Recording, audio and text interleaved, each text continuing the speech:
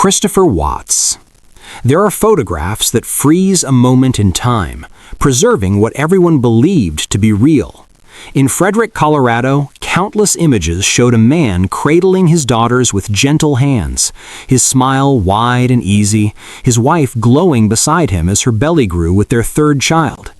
These weren't just casual snapshots. They were posts shared thousands of times on social media, declarations of family joy that seemed to radiate from every pixel. How do you reconcile those images with what happened in the early hours of August 13, 2018? How does someone transition from father and husband to something so incomprehensible that even now, years later, people struggle to find words adequate enough to describe it? Christopher Lee Watts was born on May 16, 1985. He grew up in North Carolina and seemed to live an unremarkable life until he met Shanann Rzuk in 2010. They married in November of 2012 in Mecklenburg County, and within a year, they'd purchased a 5-bedroom home in Frederick, Colorado, settling into what appeared to be the American dream. Shanann sold health products for a multi-level marketing company while working from home. Chris found employment with Anadarko Petroleum. Together, they welcomed 2 daughters. Bella arrived in December of 2013, and Celeste followed in July of 2015. From the outside looking in, they seemed like any other young family navigating the challenges of parenthood and finances. But beneath the carefully curated social media presence existed tensions that few people saw. The couple filed for bankruptcy in 2015, declaring liabilities approaching $450,000, despite a combined income around $100,000 annually. Money wasn't their only concern. Friends would later tell investigators that Shanann worried about her marriage, that she sensed distance growing between herself and her husband. She tried to bridge that gap, even booking a weekend getaway to Aspen in an attempt to reconnect. What she didn't know was that during her 6-week trip to North Carolina in the summer of 2018, Chris had started seeing someone else. A coworker named Nicole Kessinger became involved with him in June. He told her he was separating from his wife. The relationship progressed quickly, with the two reportedly exchanging declarations of love within weeks. By early August of 2018, Shanann was 15 weeks pregnant with their son, whom they'd planned to name Nico. She returned home from a business trip to Arizona around 2 in the morning on August 13th. A neighbor's security camera captured her friend dropping her off at the house. Chris was home with their daughters.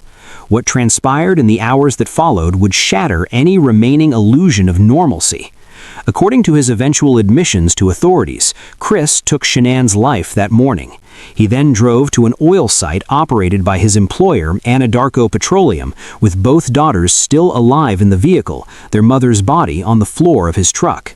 That afternoon, Shanann's friend Nicole Atkinson grew concerned when she couldn't reach her. Shanann had missed a doctor's appointment, something completely out of character for someone 15 weeks pregnant and dealing with lupus. Atkinson went to the house and knocked repeatedly but received no response. She found Shanann's car in the garage, her purse inside with her medication and phone. Her wedding ring sat on the bedroom nightstand. Everything about the scene felt wrong. Atkinson contacted Frederick police, and when officers arrived, Chris granted them permission to search the home. He maintained that he had no idea where his family might be. The performance that followed would become one of the most analyzed aspects of the case. Chris gave interviews to local news stations, standing outside his home and pleading for his family's safe return. He told reporters that his children were his life, that their smiles lit up his world. But investigators noticed something peculiar. During questioning, he spoke about Shanann and the girls in past tense, as though they'd already ceased to exist. His neighbor provided surveillance footage showing only Chris leaving the house that morning, loading his truck with what appeared to be heavy items. When the Colorado Bureau of Investigation activated an endangered missing alert on August 14th, the net began tightening. Authorities brought Chris in for questioning on August 15th. He sat through hours of interrogation, maintaining his version of events, even as detectives presented evidence contradicting his statements. They'd already discovered his relationship with Kessinger through phone and computer records. When he failed a polygraph test, the walls closed in completely. He confessed to his father first, then to investigators, but his account shifted the responsibility. He claimed he'd walked in to find Shanann harming their daughters, that he'd acted in rage upon discovering this scene. The story didn't hold up under scrutiny.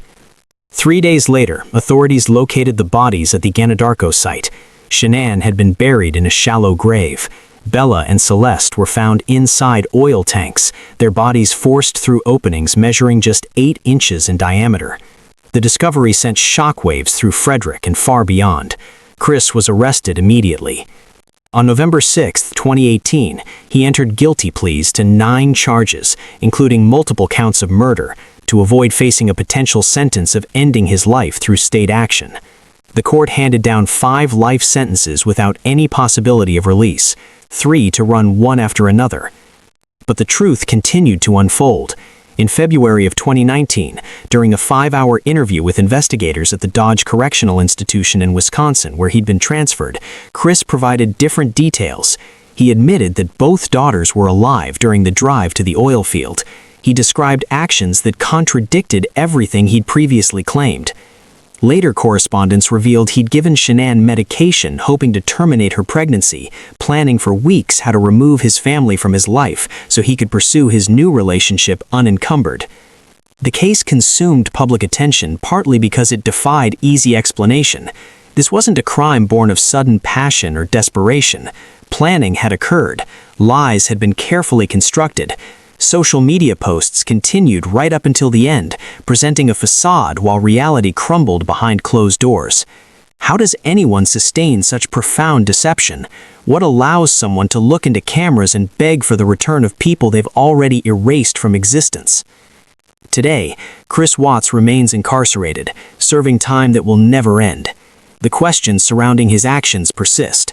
Was this about wanting freedom from responsibility?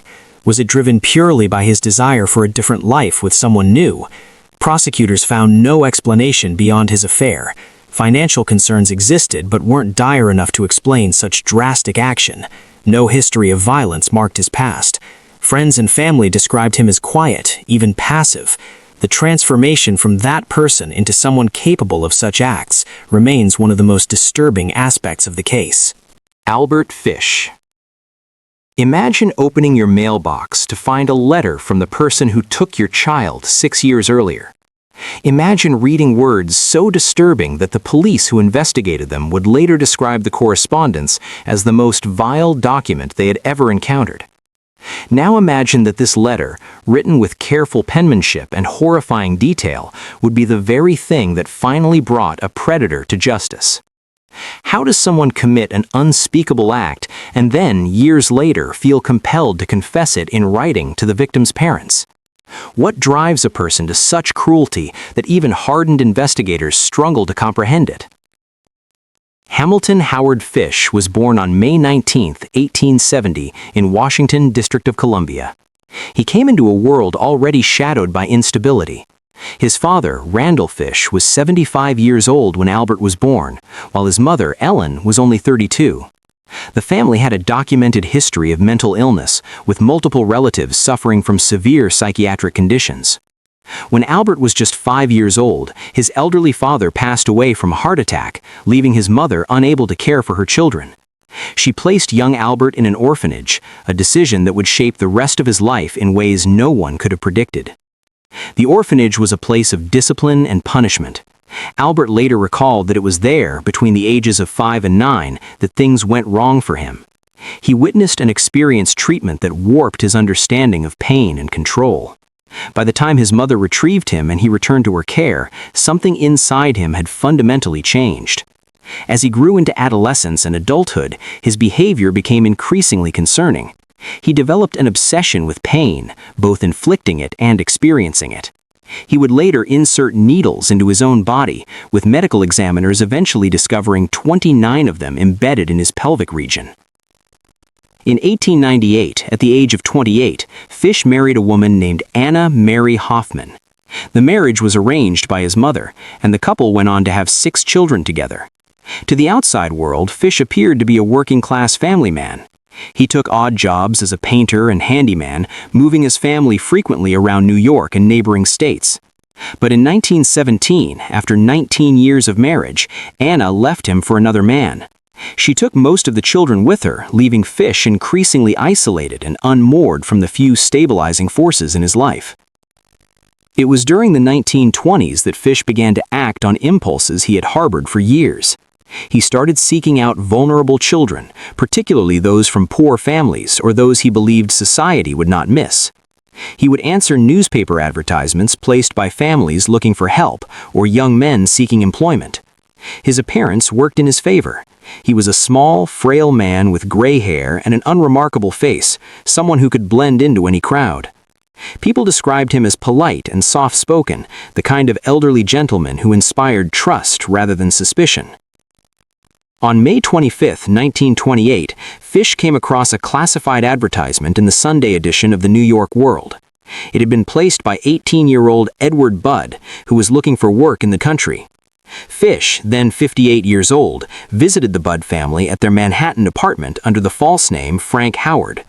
He presented himself as a prosperous farmer from Farmingdale, New York, and told Edward he had work available on his farm. The family welcomed him into their home, trusting this polite older man who seemed to offer their son an opportunity. During that first visit, Fish met Edward's younger sister, 10-year-old Grace Budd. His intentions shifted immediately. He returned to the Budd home on June 3rd, bringing gifts of strawberries and cheese that he claimed came from his farm. While discussing the job with Edward, Fish casually mentioned that he needed to attend his niece's birthday party that afternoon at an address in Manhattan. Would little Grace like to come along? Delia and Albert Budd, Grace's parents, saw no reason to refuse. This kind man had offered their son work and now wanted to include their daughter in a family celebration. They dressed Grace in her best white confirmation dress and watched as Frank Howard led her away. It was the last time they would see their daughter alive. Fish took Grace to an abandoned house in Westchester County called Wisteria Cottage, a location he had selected in advance. What happened there would haunt investigators for years. When Grace did not return that evening, the Budds immediately contacted the police. A massive search began, but there were no leads. Frank Howard did not exist. The address he had given was fake. The farm was a fabrication. Grace Budd had simply vanished. For 6 years, her parents held on to hope, however faint, that their daughter might still be alive somewhere. Then, in November 1934, they received the letter. It had been mailed anonymously, but it contained details that only the person responsible could have known. The letter was so deeply disturbing that authorities refused to release its full contents to the public. What it described was an act of unimaginable cruelty, followed by cannibalism that lasted several days. The envelope, however, contained a crucial clue. It bore the emblem of the New York Private Chauffeurs Benevolent Association. Detectives traced the stationery to a rooming house on East 52nd Street. The landlady remembered a tenant who matched the description and mentioned that his son sent him checks there. Detective William King waited outside the building until Fish returned. When confronted, Fish initially agreed to accompany the detective, but then pulled out a razor blade in an attempt to escape. He was quickly subdued and arrested. Once in custody, Fish confessed not only to taking Grace Budd's life, but also to harming at least 2 other children, 8-year-old Frances McDonald in 1924 and 4-year-old Billy Gaffney in 1927. He claimed there were others, though the exact number has never been confirmed. His trial began in March 1935 and lasted 10 days. The central question was whether Fish was legally insane. Psychiatrists who examined him called him a marvel of psychiatric abnormality, displaying more disturbances than any patient they had ever encountered. Yet the jury, after just 1 hour of deliberation, found him sane and guilty. He was sentenced to execution. On January 16, 1936, at the age of 65, Albert Fish was led to the electric chair at Sing Sing Prison in New York. Witnesses reported that he showed no fear and even assisted the guards in attaching the electrodes to his body. His final words were reportedly incoherent religious references. When the switch was thrown, the first jolt of electricity short-circuited due to the needles still embedded in his body. A second attempt was successful. The case of Albert Fish remains one of the most disturbing in American criminal history. He was a man who lived among ordinary people for decades, hiding his true nature behind a mask of elderly respectability. How many others did he harm? How did he evade detection for so long? The answers to these questions died with him, leaving behind only the documented horrors and the families forever scarred by his actions. John List. Imagine this. A 19-room Victorian mansion sits dark and silent on Hillside Avenue. Inside, classical organ music plays on repeat through an intercom system that no one has turned off for weeks. The house glows from every window, lights burning continuously, day and night. Neighbors walking past feel something unsettling about the place, though they can't quite name what troubles them. When police finally enter on December 7, 1971, they discover why. 5 members of the same family lie arranged on sleeping bags in the ballroom, their lives taken nearly a month earlier. The person responsible? The seemingly devoted Sunday school teacher who lived there. John Emil List appeared to embody everything respectable about suburban American life in the early 1970s. He attended church services every week with his family, taught Sunday school classes, and worked as an accountant. His wife Helen, their 3 children, Patricia, Frederick, and John Jr., plus his elderly mother Alma, all lived together in Breeze Knoll, a sprawling mansion in Westfield, New Jersey. To anyone observing from the outside, they represented success and stability, but beneath that carefully maintained exterior, cracks had been forming for years. By 1971, List's professional world had begun to crumble. The bank where he worked as vice president and comptroller closed its doors, leaving him without employment. For someone who prided himself on providing for his family, who saw himself as the pillar holding everything together, this loss cut deep. But here's what makes this story particularly chilling. Instead of telling his family about the job loss, List chose deception. Every morning, he dressed in his business suit, picked up his briefcase, and left home exactly as he had when employed. He spent his days at the Westfield train station, reading newspapers, attending job interviews that led nowhere, watching time pass. Meanwhile, money he quietly transferred from his mother's bank accounts kept the mortgage payments current. What drives someone to maintain such an elaborate pretense? List's children thought their father still went to work each day. His wife Helen believed their finances remained secure. Only List knew the truth. He was drowning, and rather than reach for help, he kept swimming alone, knowing he couldn't stay afloat much longer. The family faced other struggles too. Helen battled alcoholism, a consequence of trauma from her first marriage. His mother Alma, living on the 3rd floor, depended entirely on her son for care. The enormous house itself demanded constant upkeep and expensive repairs. Bills piled up, collection notices arrived. The gap between what List could provide and what his family needed widened every day. Then came November 9th, 1971. That morning started like countless others. The children prepared for school. Helen moved through the house, beginning her daily routines. What happened next unfolded with terrifying precision over several hours. After the children left for school, List retrieved firearms from his collection. He approached Helen from behind in the kitchen and fired. She died instantly. He cleaned the blood from the floor, then climbed to the 3rd floor where Alma still lay in bed. One shot ended her life as well. List then waited. Patricia arrived home first that afternoon. He took her life in the same manner. Frederick came next. The pattern repeated. But List wasn't finished. He drove to his eldest son's soccer game, watched John Jr. play, even spoke with other parents on the sidelines. Afterward, father and son drove home together. Inside the house, when John Jr. realized what had happened, he fought back. The struggle lasted minutes before List overpowered him, firing repeatedly. With all 5 family members now dead, he began arranging their remains in the ballroom, placing them on sleeping bags with care that seemed almost ritualistic. List then sat down and composed a detailed confession letter to his pastor, explaining his reasoning. He wrote that financial collapse loomed, that his family would face poverty and shame, that their souls needed saving from worldly corruption. In his distorted thinking, taking their lives meant sparing them suffering and guaranteeing their place in heaven. He couldn't commit suicide himself since he believed that would condemn him eternally, so he chose to carry the burden of what he'd done and face judgment later. Before dawn the next morning, List walked out of Breeze Knoll, drove his green Chevrolet Impala to Kennedy Airport, and vanished. For 18 years, he lived under the name Robert Clark.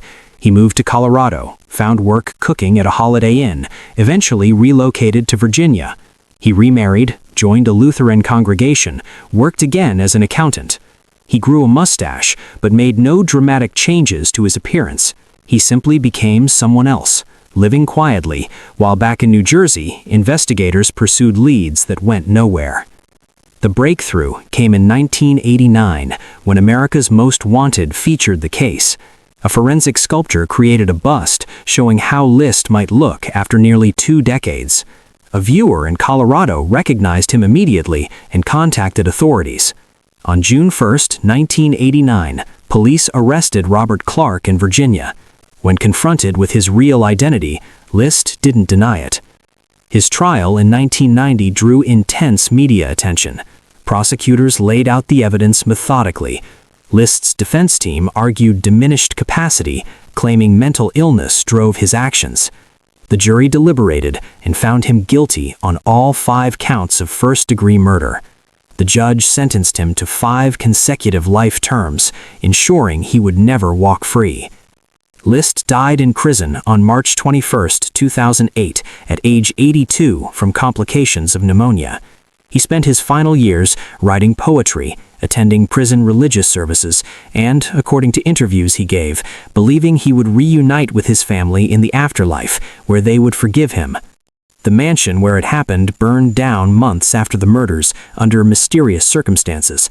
A new house now stands on that property, but longtime Westfield residents still remember. They remember the Sunday school teacher who seemed so ordinary, so trustworthy, so much like themselves, and the unthinkable choice he made that November day. Marcus Dillon Wesson. What happens when a man convinces an entire household that he is God incarnate and that the apocalypse demands absolute obedience?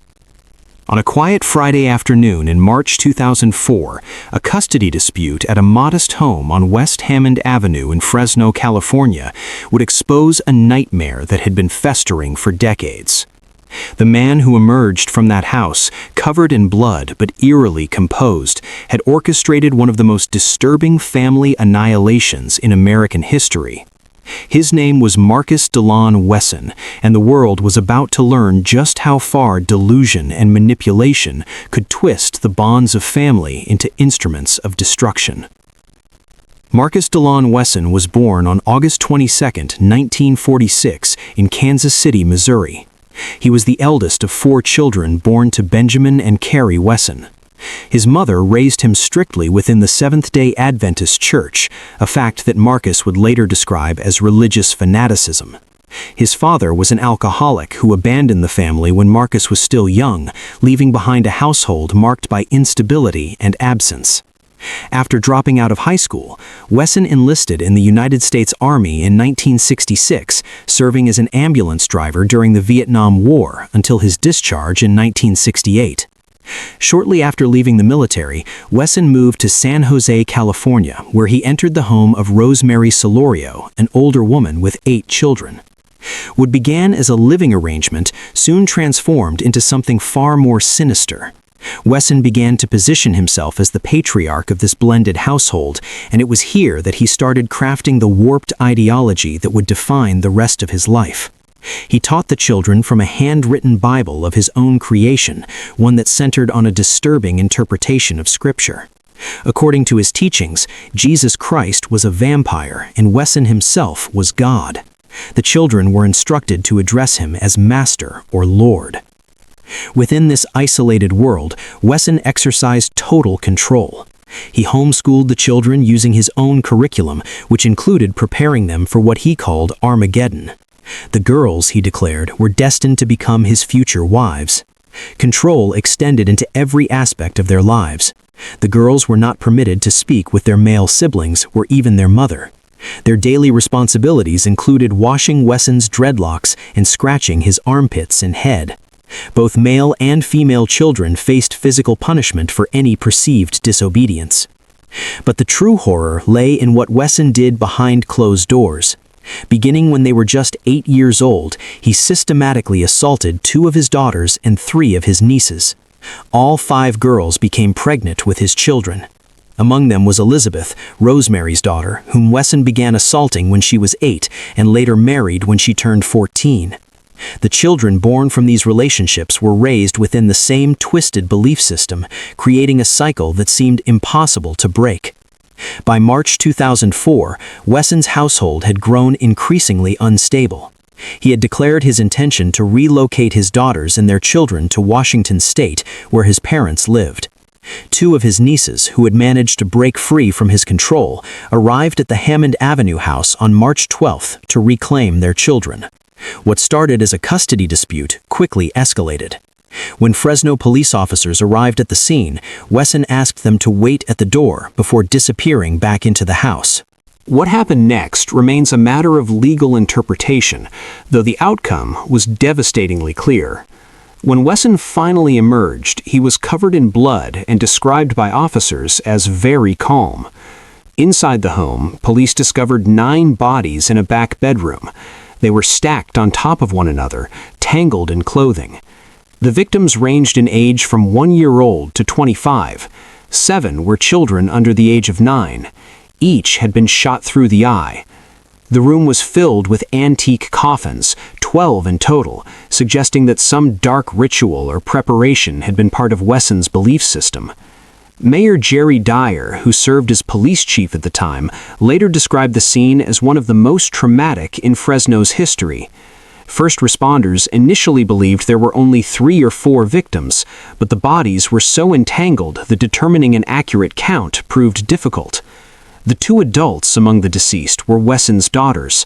The 7 children were their offspring, born from incestuous relationships Wesson had forced upon his own family members.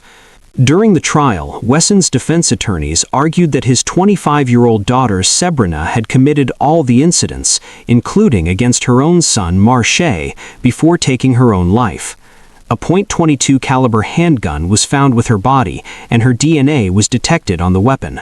No gunpowder residue was found on Wesson's hands at the time of his arrest, yet the jury saw through this defense. They concluded that even if Wesson had not physically pulled the trigger, he had orchestrated the tragedy by pressuring his children into a suicide pact. On June 17, 2005, Marcus Wesson was convicted of 9 counts of first-degree murder. He was also found guilty on 14 counts of forcible assault and the molestation of 7 of his daughters and nieces. 10 days later, on June 27th, he was sentenced to death. He currently resides on death row at San Quentin Rehabilitation Center. The house on West Hammond Avenue, the site of unspeakable tragedy, was later demolished. The Marcus Wesson case stands as a chilling reminder of how isolation, manipulation, and delusion can create conditions for unimaginable harm. How does someone convince their own children that they are God? How do families become so trapped in a web of control that escape seems impossible? These questions haunt the surviving members of the Wesson family, who must now grapple with the reality that the man they called father and master was one of the most deranged individuals in American criminal history. Robert William Fiser. Some people walk away from their problems.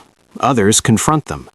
And then there are those rare individuals who choose a third option, one so incomprehensible that it defies human understanding.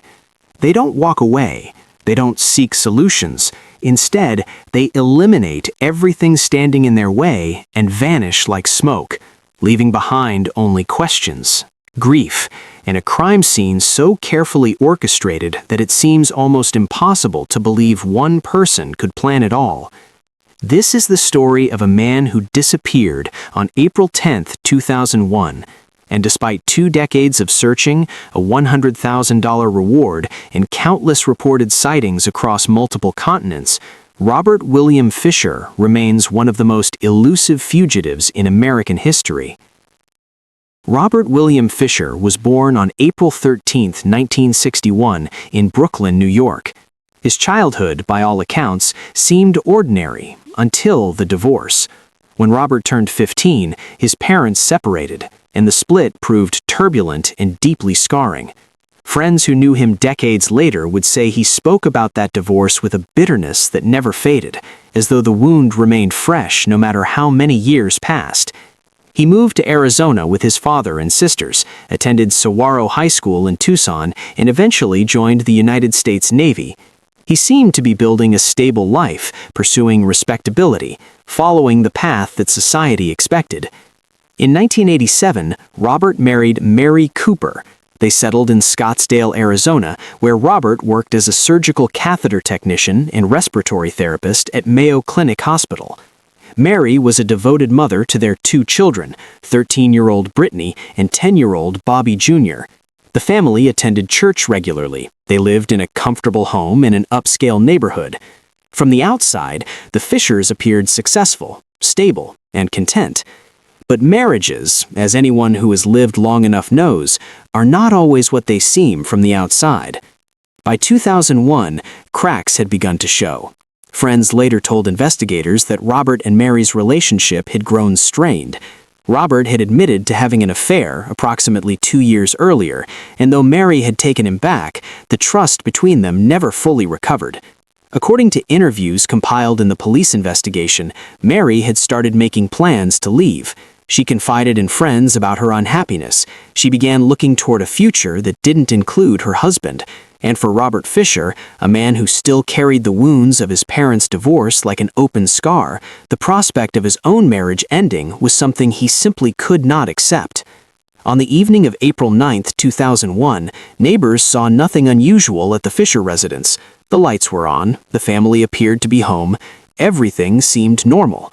But sometime during that night, something happened that would transform the Fisher family home from a place of supposed safety into a crime scene that would haunt investigators for decades. The next morning, at approximately 8:42, residents near North 74th Place heard an explosion so powerful it shook their windows and sent flames shooting into the Arizona sky. Firefighters rushed to the scene and battled the inferno for hours. When they finally extinguished the flames and sifted through the wreckage, they made a discovery that turned this from a tragic accident into something far more sinister. Inside the destroyed home, they found the remains of Mary Fisher and her 2 children. All 3 had been placed in their beds. All 3 had their throats cut. Mary had also been shot in the back of the head.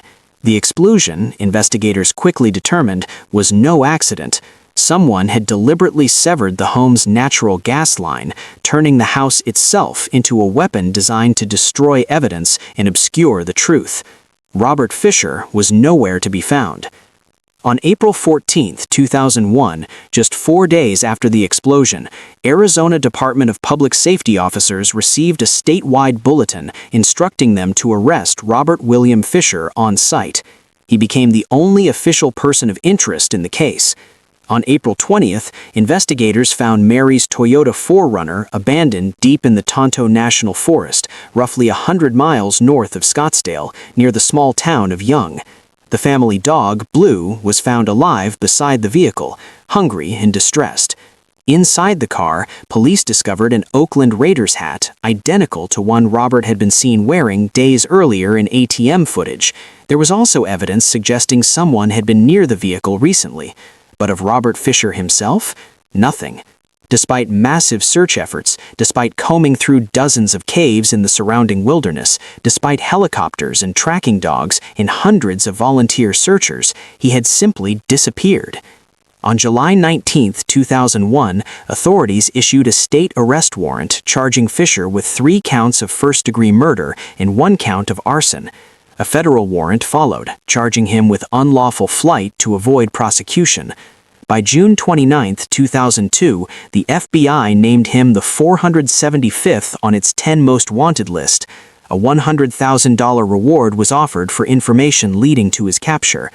Over the years, hundreds of tips poured in from across the country and around the world. People reported seeing him in Canada, in Mexico, in South America. Each tip was investigated. Each lead went cold. What makes Robert Fiser's case particularly haunting is the question that still lingers: is he alive? Some investigators believe he died in the wilderness shortly after abandoning Mary's vehicle, that his remains lie somewhere in the vast Arizona desert, never to be discovered. Others believe he carefully planned his escape long before that April morning, that he possessed the survival skills from his military training to disappear successfully, and that he's living somewhere under a new identity, perhaps remarried, perhaps even raising another family, while his own lies in graves back in Scottsdale. On November 3, 2021, the FBI removed Fiser from its 10 most wanted list, not because he'd been caught, but because after 20 years, his case no longer met the criteria for inclusion. The publicity hadn't led to his capture. But make no mistake, Robert William Fiser remains a wanted fugitive to this day. The warrants are still active, the investigation remains open, and somewhere, whether in an unmarked grave in the Arizona wilderness or walking the streets of a city far away, the answer to what happened to Robert William Fiser waits to be discovered. Christian Longo. Picture a man standing on a bridge in the dead of night, his car idling behind him, two small children asleep in the back seat. Now imagine him methodically tying weighted pillowcases to their ankles, lifting their sleeping bodies and casting them into the black water below. Then imagine that same man just days later lounging on a beach in Cancun, sipping cocktails, flirting with tourists, and dancing until dawn. What kind of person lives in such extremes? What does it mean when someone can transition so seamlessly from family annihilator to carefree vacationer as though nothing had happened at all? Christian Mikhail Longo was born on January 23, 1974, and raised in Ypsilanti Township, Michigan, within the strict confines of the Jehovah's Witness faith. By all outward appearances, he was the embodiment of wholesome religious devotion. In 1993, at just 19 years old, he married Mary Jane Baker, a fellow Jehovah's Witness who was 7 years his senior. The young couple seemed earnest in their commitment to building a godly life together. They had 3 children in quick succession: Zachary, Sadie, and Madison. Christian worked various jobs while Mary Jane stayed home to raise the children and remained deeply involved in their local Kingdom Hall. Friends described them as a loving family who enjoyed simple pleasures like sailing and working on jigsaw puzzles together. But beneath this carefully constructed image, Christian Longo was living a double life. His charm and boyish good looks concealed a pattern of deceit, theft, and reckless financial behavior that would eventually lead to catastrophe. Longo was a habitual liar and a master manipulator who had been stealing money and writing bad checks for years. He used forged documents to secure loans he had no intention of repaying. He lived far beyond his means, buying expensive items on credit and then abandoning the debt when creditors came calling. When his dishonesty caught up with him in Michigan, he simply packed up the family and moved to Ohio. When it caught up with him there, he moved again, this time to Newport, Oregon, pawning Mary Jane's wedding ring to pay for gas money along the way. In Oregon, the Longos settled into a waterfront condominium that they could not afford. Christian took a job at a local Starbucks, but his modest income was nowhere near enough to sustain the lifestyle he was trying to maintain. His web of lies grew more tangled by the day. He was also caught having an affair, a betrayal that led to his expulsion from the Jehovah's Witness congregation, a devastating blow for someone who had built his entire identity around religious respectability. By December 2001, the walls were closing in. Creditors were demanding payment, eviction was imminent, and there was no way out. Christian Longo, who had spent years running from his failures, was finally cornered. And so, on the night of December 16th, standing on his balcony overlooking the cold Oregon waters, he made a decision that would destroy everything. That evening, Christian Longo ended the life of his wife Mary Jane in their home. He then took the life of their 2-year-old daughter Madison. He placed both of their bodies into suitcases, weighted them down with dumbbells, and loaded them into the trunk of his car. Then, with chilling calculation, he woke his 2 other children, 4-year-old Zachary and 3-year-old Sadie, and put them in the back seat. The children, still drowsy and trusting, had no idea what was about to happen. Longo drove to a bridge over Lid Slough, a quiet inlet of the Alsea River.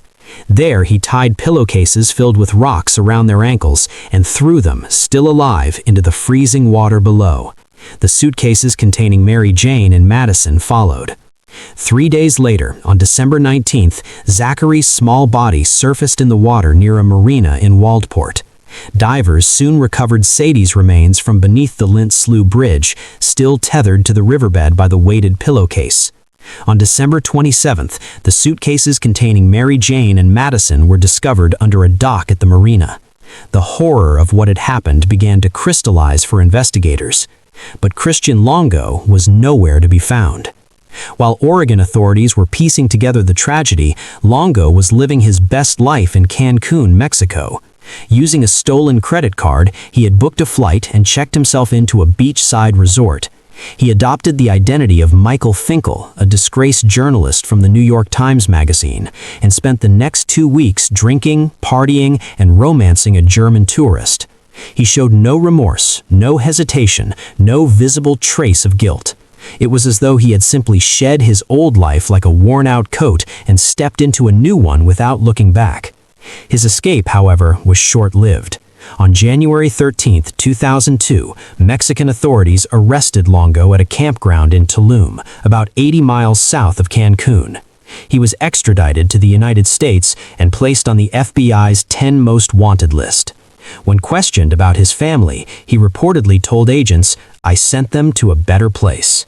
At trial, however, he changed his story, claiming that Mary Jane had taken the lives of Zachary and Sadie in a rage over their financial situation, and that he had responded by ending the lives of Mary Jane and Madison. The jury did not believe him. In less than 4 hours, they returned a guilty verdict on all counts. Christian Longo was sentenced to death by lethal injection. On December 13, 2022, Oregon Governor Kate Brown commuted all death sentences in the state to life without parole, sparing Longo from execution. He currently resides at Oregon State Penitentiary, where he has founded an organization advocating for death row prisoners to be allowed to donate their organs. In 2011, Longo finally admitted to a journalist that he had, in fact, taken the lives of all 4 of his family members. He described himself as a narcissist. The case of Christian Longo forces us to confront uncomfortable questions about the nature of evil. How does someone compartmentalize such horror? How does a man go from committing an unspeakable act to partying on a beach within days? Perhaps the most disturbing truth is that Christian Longo was not a raging monster. He was a charming, articulate, seemingly normal person who chose his own comfort and freedom over the lives of the people who loved him most. That, perhaps, is the most terrifying reality of all. Amy Bishop. Intelligence is supposed to shield us from our worst impulses. Education is meant to cultivate reason over rage, and achievement, we tell ourselves, builds maturity and emotional control. But what happens when a Harvard-trained neuroscientist with 4 children and decades of research experience walks into a routine faculty meeting, sits calmly through 40 minutes of discussion, then reaches into her purse and changes everything? This is the story of Amy Bishop, a woman whose brilliant mind couldn't save her from the darkness that had been building for decades, and whose actions on February 12, 2010, proved that diplomas and degrees offer no protection against the human capacity for destruction. Amy Bishop was born on April 22, 1965. She grew up in Braintree, Massachusetts, pursued education with intensity, and earned her doctorate in genetics from Harvard University. By all external measures, she had constructed an impressive academic career. She married James Anderson, had 4 children, and secured a position as assistant professor in the biology department at the University of Alabama in Huntsville.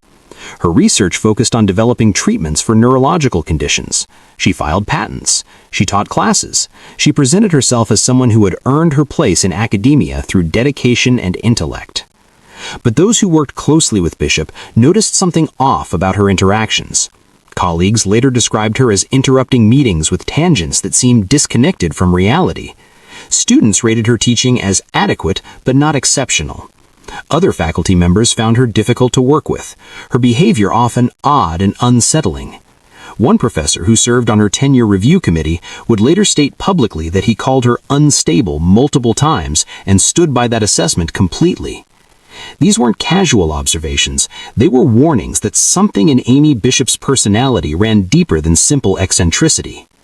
In March 2009, the University of Alabama in Huntsville denied Bishop tenure.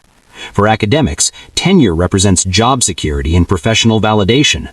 The university's decision meant that spring 2010 would be Bishop's final semester. She could appeal, but university policy was clear. Bishop didn't accept the decision quietly. She hired an attorney who claimed to find numerous procedural problems with the tenure review process. She approached members of the University of Alabama System's Board of Trustees directly. She filed a complaint with the Equal Employment Opportunity Commission alleging gender discrimination. Her husband would later describe the tenure fight as consuming their household for months, creating constant stress and conflict. What Bishop's colleagues didn't know, what even her own family didn't fully understand, was that she carried a secret from her past.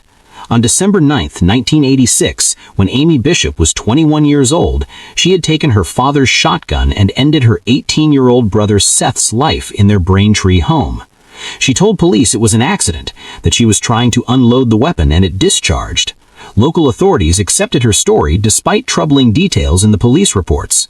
Those reports documented that after leaving her home, Bishop had approached a car dealership, pointed the gun at an employee, and demanded his vehicle. Multiple police officers had to order her repeatedly to drop the weapon before she complied.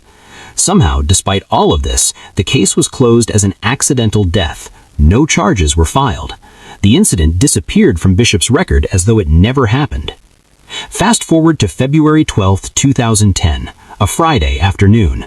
The University of Alabama in Huntsville Biology Department scheduled a routine faculty meeting in room 255 of the Shelby Center. Approximately 12 people gathered around the conference table. They discussed department business, budget matters, teaching schedules. Bishop sat quietly for 40 minutes. She participated in the discussion. Nothing about her demeanor suggested what was about to unfold. Then, without warning, she reached into her purse, pulled out a Ruger P95 handgun, and began targeting those seated nearest to her.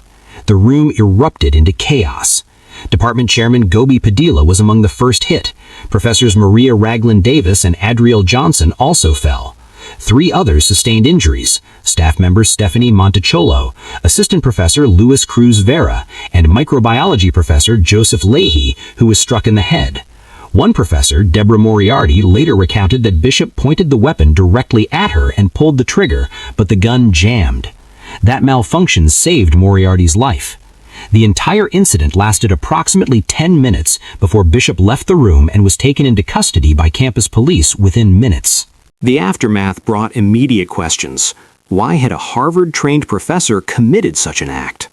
Investigators quickly focused on the tenure denial as the apparent trigger. But as they dug deeper, they uncovered Bishop's history with her brother's death decades earlier. Massachusetts authorities reopened that investigation, and what they found contradicted everything about the accidental death ruling. In 2010, a grand jury indicted Bishop for the 1986 incident, charging her with first-degree murder in Seth Bishop's death.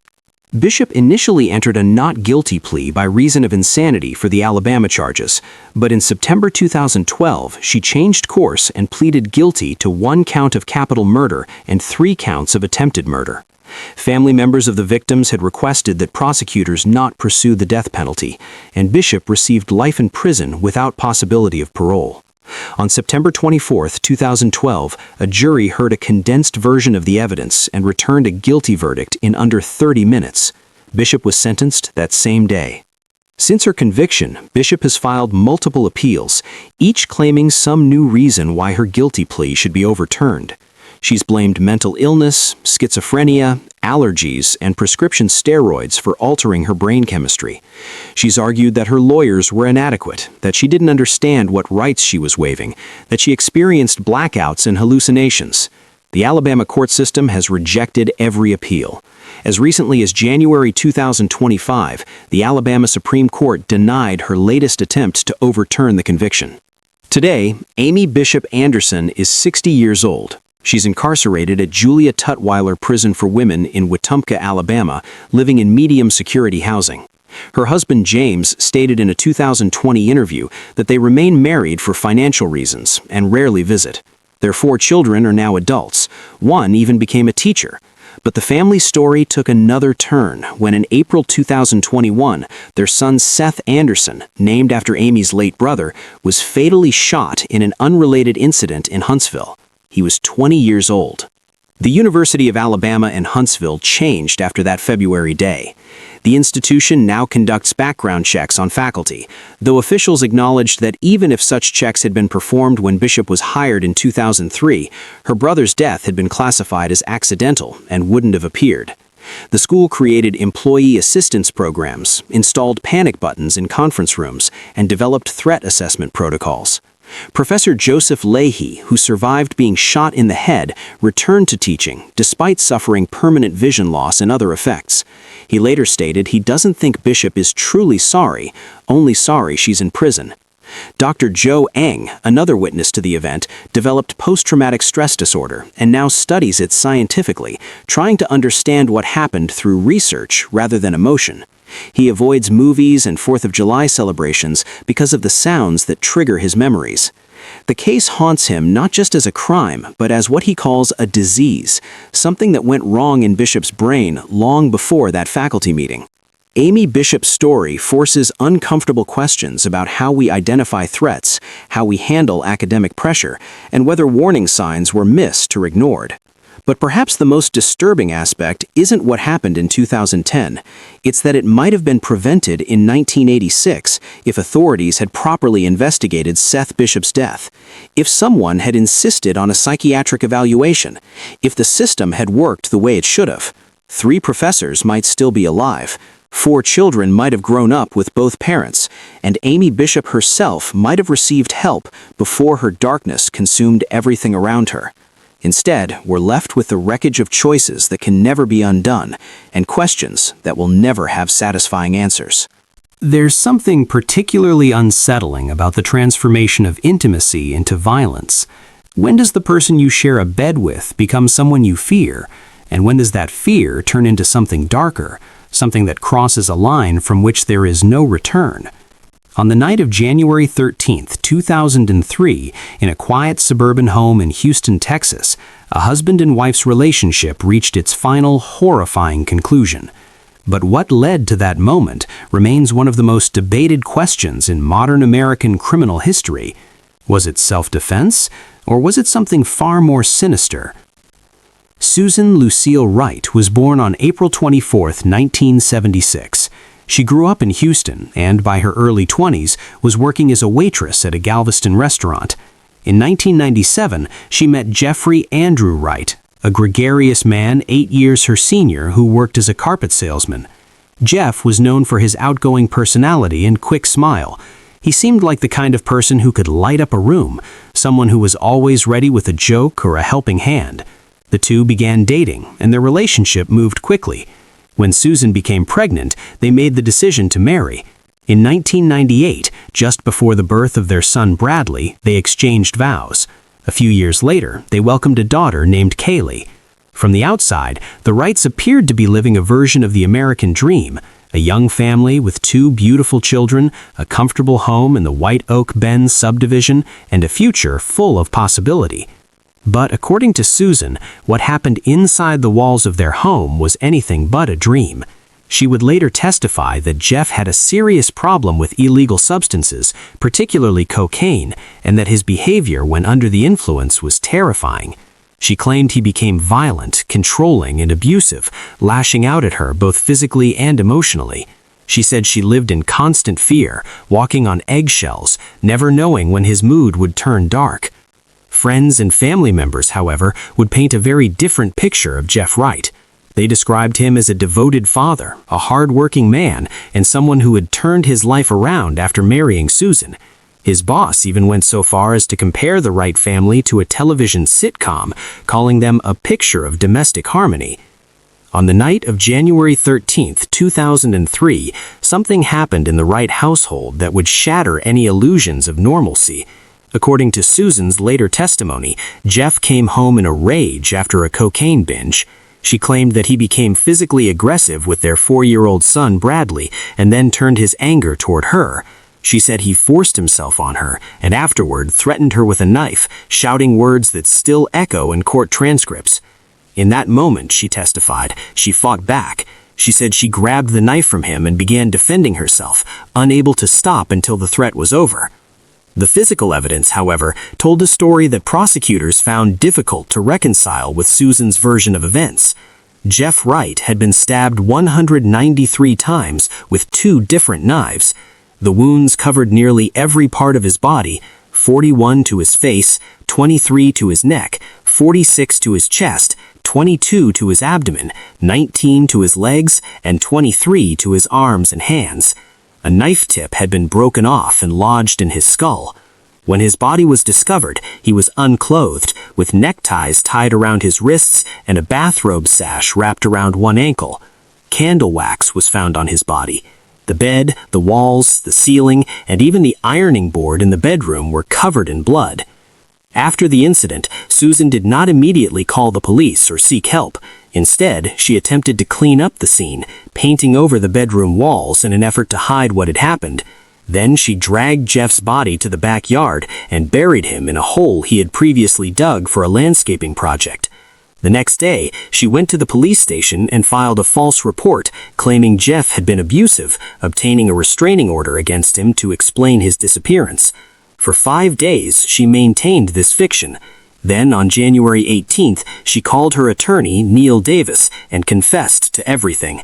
Davis immediately contacted the Harris County District Attorney's Office, and on January 24th, Susan turned herself in. The trial that followed became a media sensation. Assistant District Attorney Kelly Siegler, known for her aggressive courtroom style, made the bold decision to bring the actual blood-stained bed from the murder scene into the courtroom. In a dramatic reenactment, she had a colleague lie down on the mattress while she straddled him, demonstrating what she believed really happened that night. Siegler argued that Susan had seduced her husband, tied him to the bed as part of an intimate game, and then proceeded to end his life while he was helpless and bound. The motive, Siegler claimed, was a $200,000 life insurance policy that Susan had taken out on Jeff just months before his passing. Susan's defense team told a completely different story. Attorney Neil Davis argued that Susan had suffered years of abuse at Jeff's hands and that she had acted in self-defense to protect herself and her children. Susan took the stand in her own defense, tearfully recounting the alleged violence she had endured and insisting that she had been fighting for her life. She testified that she couldn't stop, that she knew if she stopped, Jeff would take the knife back and end her life instead. Her testimony was emotional and detailed, and it divided public opinion. Some saw her as a battered woman who had finally fought back. Others saw her tears as a performance, a calculated attempt to manipulate the jury's sympathy. After 5.5 hours of deliberation, the jury returned a verdict. On March 3, 2004, Susan Wright was found guilty. She was sentenced to 25 years in prison. The conviction was upheld on appeal in 2005. But Susan's legal battle was far from over. In 2008, a new witness came forward. Misty McMichael, Jeff's ex-fiancée, testified that she too had experienced violence during her relationship with him. In 2009, the Texas Court of Criminal Appeals determined that Susan's original defense counsel had been ineffective during the sentencing phase of her trial. She was granted a new sentencing hearing, and in November 2010, her sentence was reduced to 20 years. Susan became eligible for parole in 2014, but she was denied. She was denied again in 2017. Then in July 2020, after serving more than 16 years, Susan Wright was granted parole. She was released from the Murray Unit in Gatesville, Texas, at December 30, 2020, at the age of 44. Her children, now adults, had been raised by Jeff's family. She left prison under strict conditions, super intensive supervision, anger management counseling, and a GPS monitor that she would be required to wear until 2024. The case of Susan Wright remains deeply polarizing. Was she a woman pushed to her breaking point by years of abuse, or was she a calculating individual who committed an act of extreme violence for financial gain? The truth may never be fully known. What is certain is that on that January night in 2003, 2 children lost their father, a family was torn apart, and a young woman made a choice that would define the rest of her life. The question that lingers is not just what happened in that bedroom, but why, and perhaps more importantly, could it have been prevented?